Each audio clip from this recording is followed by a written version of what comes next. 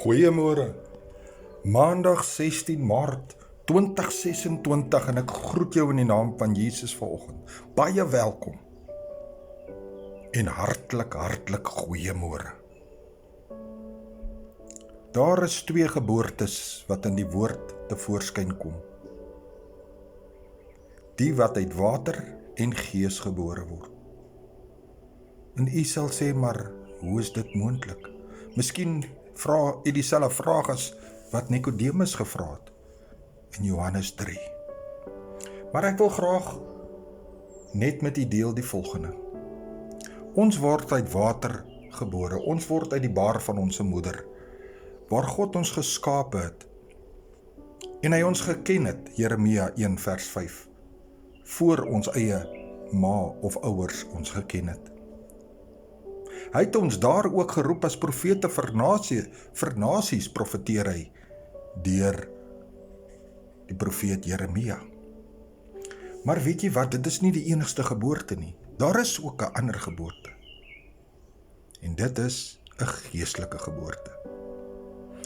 En 'n geestelike geboorte gebeur wanneer ek en jy op 'n plek kom waar ons moeg is vir die wêreld.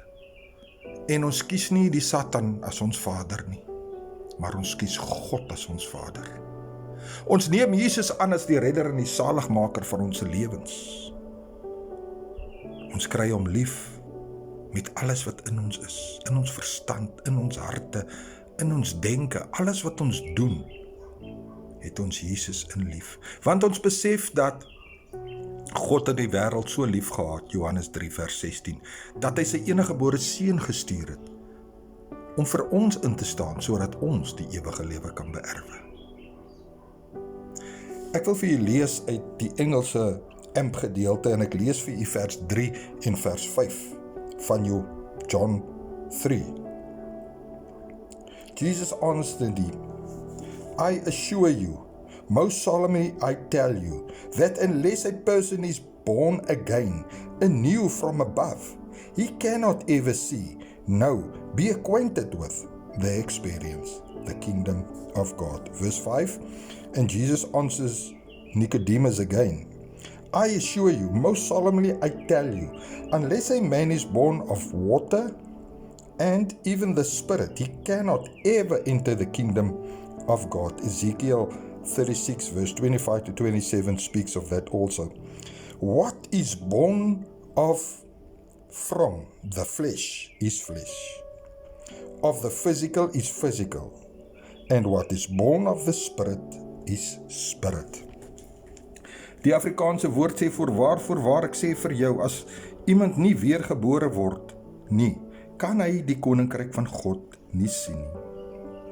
En die 5de vers, voorwaar ek sê vir jou, as iemand nie gebore word uit water en hoofletter gees nie, kan hy die koninkryk van God nie ingaan nie. Want wat uit vlees gebore is vlees. En wat uit gees, hoofletter gees, gebore is gees. Daarom my mede kennis, vriend, kollega, dalk die wat ek vanoggend ken nie.